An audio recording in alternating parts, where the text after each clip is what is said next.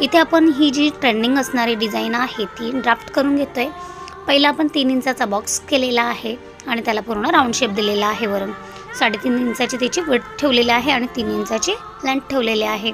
त्यावेळेस पूर्ण ड्राफ्ट करून घ्यायचं आहे। तर आता इथे मी ज्या प्रकारे ड्राफ्ट करून घेते सेम तसंच तुम्हाला करून घ्यायचं आहे।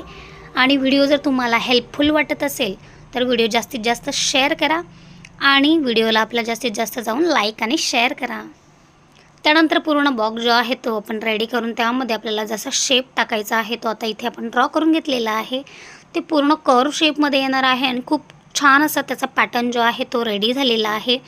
तर फायनल लुक जो आहे तो आपण ॲड केलेला आहे तो नक्कीच शेवटपर्यंत पहा आणि ब्लाऊजची डिझाईन कशी वाटली किंवा हेल्पफुल वाटली किंवा नाही हे मला कमेंट्स करायला विसरू नका। त्यानंतर आपण इथे कॅनव्हास यूज केलेला आहे आणि कॅनव्हासवाला डिझाईन तुम्ही पहा किती सुंदर दिसतोय।